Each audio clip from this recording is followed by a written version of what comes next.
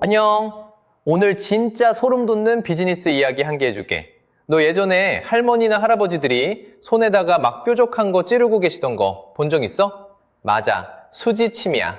1971년에 처음 등장해서 1990년대부터 2000년대 초반까지 우리나라 노인정이나 마을회관 가면 이거 안 하는 분들이 없었어.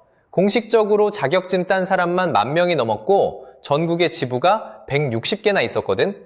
당시 국가 공인 자격증을 가진 정식 침구사보다 수지침을 배운 민간인이 훨씬 더 많았을 정도니까 시장 점유율로 따지면 그야말로 압도적인 1위 독점 기업이나 다름없었지. 근데 진짜 이상하지 않아? 이렇게 대한민국 전체를 휩쓸었던 국민요법이 지금은 네 주변에서 흔적도 없이 싹 사라졌잖아. 다들 어디로 갔을까? 효과가 없어서 그랬을까? 아니야. 통증 줄어들고 소화 잘 됐다는 사람들의 생생한 임상 데이터도 엄청 많았어. 이 거대한 제국이 무너진 진짜 이유는 전혀 다른 곳에 있어. 바로 창시자 딱 한 명이 이 거대한 판의 모든 돈과 권력을 혼자 다 독점하려고 했기 때문이야. 주식시장에서 우리가 제일 피해야 하는 게 뭐야? 회장 한 명한테 모든 권한이 집중돼서 견제가 안 되는 오너 리스크잖아. 이 수지침 제국이 무너진 과정은 아무리 기가 막힌 아이템이라도 비즈니스 구조가 폐쇄적이면 어떻게 한순간에 폭망하는지를 보여주는 완벽한 경제학 교과서야. 앞으로 네가 사업을 하든 투자를 하든 진짜 피가 되고 살이 되는 인사이트니까 지금부터 딱 집중해. 자, 이 수지침이 초반에 어떻게 이렇게까지 폭발적으로 대박을 쳤는지 그 비즈니스 모델의 시작부터 한번 파헤쳐 볼까? 1971년에 유태우라는 분이 손바닥에서 우리 몸 전체의 상응점을 발견했다고 발표하면서 이 모든 게 시작됐어. 의사나 한의사도 아니었는데 손바닥 한 개가 전신의 축소판이라는 엄청 파격적인 이론을 들고 나온 거지. 중지가 머리고 나머지 4개 손가락이 팔다리, 손등 중앙이 척추라는 식으로 아주 직관적이고 구체적인 체계를 세웠어. 근데 여기서 진짜 천재적인 비즈니스 포인트가 나와. 바로 사용자의 진입장벽, 즉 허들을 완전히 박살냈다는 거야. 기존의 몸에 꽂는 일반 침은 수십 개의 혈자리를 다 외워야 하고 시술자의 오랜 경험이나 감각이 엄청 중요하잖아. 일종의 전문가용 소프트웨어였던 거지. 근데 수지침은 달랐어. 침 길이가 겨우 3mm밖에 안 돼. 손에만 얕게 찌르니까 찔러서 큰일 날 위험 부위를 건드릴 일이 아예 없고 기구도 엄청 간단했어. 비용도 싸고 무엇보다 혼자서 콕콕 찌르는 셀프 시술이 가능했던 거지. 요즘 말로 하면 완벽한 제품 시장 적합성, 즉 PMF를 찾은 거야. 소비자가 집에서 혼자 쓸 수 있는 궁극의 헬스케어 디바이스를 발명한 셈이지. 이 엄청난 접근성 덕분에 1980년대부터 수지침은 노인정, 교회, 주부 모임 같은 오프라인 커뮤니티를 타고 조용하지만 무서운 속도로 퍼져나가기 시작해. 책 한 권이랑 작은 침봉 한 개만 있으면 누구나 시작할 수 있었으니까 바이럴 마케팅의 끝판왕이었어. 그리고 1990년대가 되면서 이건 단순한 유행을 넘어서 아예 한 개의 거대한 문화, 일종의 소셜 네트워크 서비스로 자리 잡아. 동네 주민센터만 가도 아주머니들이 서로 손잡고 여기가 허리야, 여기가 위야 하면서 침을 꽂아주는 진풍경이 벌어진 거지. 제품이 사람들 사이의 관계를 이어주는 강력한 커뮤니티 매개체가 된 거야. 이 비즈니스의 진짜 전성기는 메이저 언론이라는 거대한 건의가 팍팍 밀어주면서 시작돼. 2002년부터 2003년까지 동아일보가 수지침을 연재했고 중앙일보는 무려 2007년부터 2013년까지 6년 동안이나 창시자의 칼럼을 고정 코너로 실어줬어. 이게 비즈니스적으로 얼마나 엄청난 건지 알아? 매주 아침마다 수백만 명의 전국 구독자들, 식탁 위에 수지침 도회가 올라간 셈이지.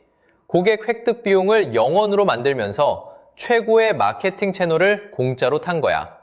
이때 배출된 자격증 취득자만 공식적으로 10,000명이 훌쩍 넘겼고 전국 지부가 160개나 됐어.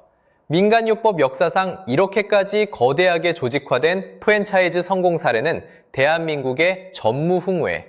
그야말로 막대한 현금이 도는 거대한 제국이 만들어진 거지.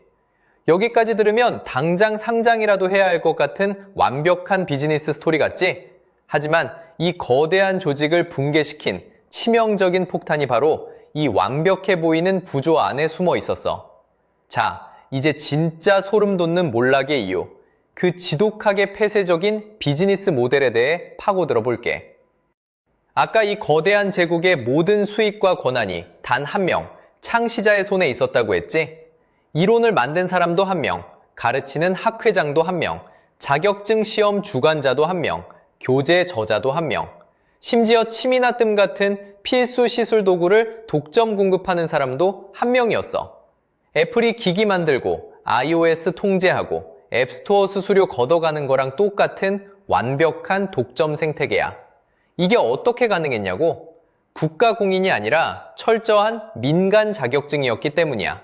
국가 제도의 밖, 즉 법의 사각지대에 있으니까 외부의 간섭이나 감사를 전혀 받지 않고 내부의 룰이 곧 법이 되는 완벽한 1인 왕국을 건설한 거지.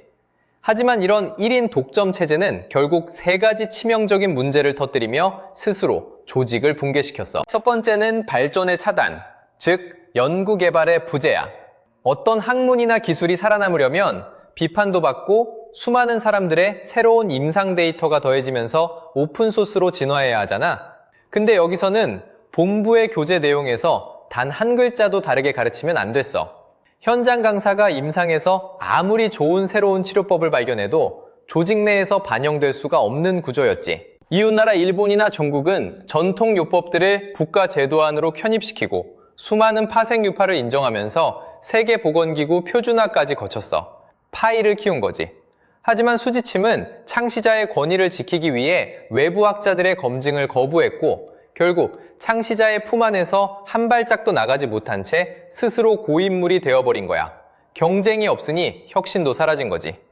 두 번째는 배움의 사다리가 기형적인 소비의 사다리로 변질됐다는 거야. 이건 진짜 악덕 기업들이 흔히 쓰는 락인 후 쥐어짜기 수법이랑 똑같아. 처음 기초과정은 수강료도 싸고 진입장벽이 낮아서 누구나 쉽게 들어와. 근데 중급 고급 과정으로 올라갈수록 이상해져. 순수한 배움이 목적이 아니라 극단적인 업셀링 구조가 피어나오거든.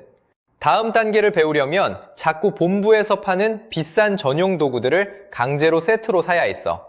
예를 들어 청이섭 발찌안 매트 한 개에 98만 원, 돌매트 방석이 42만 원이랬어. 단계가 올라갈수록 창시자가 만든 더 비싸고 좋은 기구를 써야만 효과가 난다는 논리를 주입시킨 거지.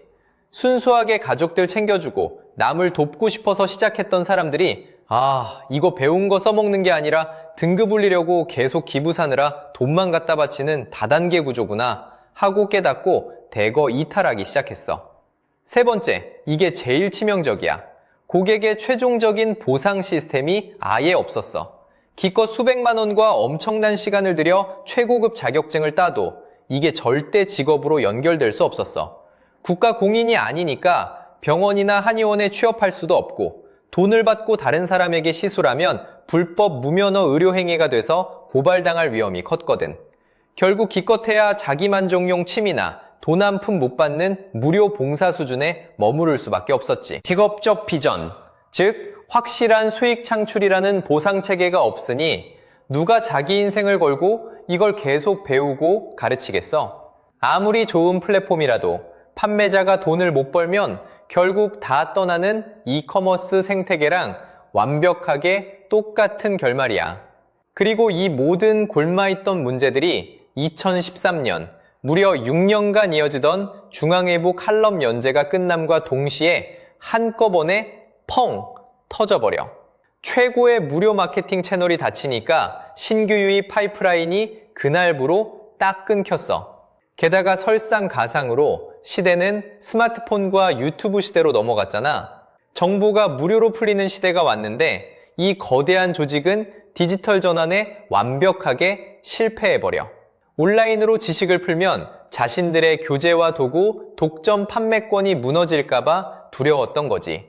그 결과 지금 그 공식 유튜브 채널 구독자는 10,000명은커녕 겨우 수천 명 수준에 머물러 있어. 기존의 수지침에 열광하던 분들은 이제 80대가 되었고 현장에서 가르치던 강사들도 70대가 훌쩍 넘었어. 젊은 세대는 직업도 안 들고 비싼 돈만 드는 이걸 굳이 배울 이유가 없으니 신규 진입은 0명이고 기존 핵심 고객층은 노환으로 세상을 떠나시니 그 굳건했던 160개 지부들이 도저히 버틸 수가 없는 거지. 결국 10,000명이 열광했던 이 거대한 비즈니스 시스템은 단 한 명의 창시자가 100%의 지분과 이익을 독점하려다 시대의 변화를 따라가지 못하고 스스로 만든 성벽 안에 갇혀서 처참하게 붕괴해버린 거야. 자, 여기까지 수지침이 어떻게 무너졌는지 그 과정을 쭉 따라와 봤어. 단순히 한때 유행했던 건강요법이 망했다, 이렇게 가십거리로 끝낼 이야기가 절대 아니야. 이 거대한 실패의 역사에서 우리가 비즈니스와 투자, 그리고 경제를 바라볼 때 반드시 뼛속 깊이 새겨야 할 3가지 교훈을 정리해 줄게. 첫 번째, 화려한 타이틀과 숫자에 속지 말고 그 이면의 진짜 가치를 냉정하게 따져봐. 지금도 인스타그램이나 유튜브 보면 수십 개의 화려한 닌간 자격증과 성공 파리 강의들이 쏟아지잖아. 이게 진짜 시장에서 통용되는 공인된 가치인지 아니면 자기들만의 리그에서 파는 휴지 조각인지 반드시 먼저 확인해야 돼. 10,000명이 넘게 열광하고 돈을 썼지만 그걸로 자기 밥그릇 챙긴 사람은 결국 창시자 1명뿐이었어. 네가 지금 돈과 시간을 투자하려는 곳이 너를 성장시키는 곳인지 아니면 널 단순한 소비자로 전락시키는 구조인지 100% 시뮬레이션 해봐야 해. 두 번째, 투자를 하든 사업 파트너를 고르든 1인 독점 구조는 무조건 걸러. 창시자 1명이 모든 걸 쥐락펴락하고 외부의 비판이나 새로운 데이터가 들어올 구멍이 꽉 막힌 폐쇄적인 조직, 거긴 길어봐야 창시자 수명만큼만 유지되는 시한폭탄이야. 주식 투자할 때도 마찬가지야.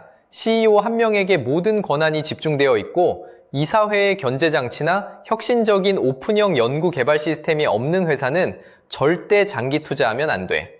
개방성, 외부 검증, 시스템적 계승, 다양성, 이 4가지가 없는 비즈니스 모델은 결국 시대의 파도에 휩쓸려 사라질 수밖에 없어. 세 번째, 스스로 객관적인 데이터를 검증하는 능력을 길러. 어떤 제품이나 서비스가 효과가 탁월하다, 대박났다는 수많은 후기와 임상 사례들 분명 존재할 거야. 하지만 그게 진짜 그 아이템 자체의 본질적인 경쟁력 것뿐인지 아니면 그저 운 좋게 시대적 트렌드를 탔거나 메이저 언론이 띄워준 플라시보 효과에 불과한지 냉정하게 분별할 줄 알아야 해. 비즈니스 아이템을 고를 때 상관관계와 인과관계를 철저하게 데이터를 통해 객관적으로 검증하는 태도가 없다면 언제든 98만원짜리 매트를 강제로 사게 되는 호구가 될 수 있어.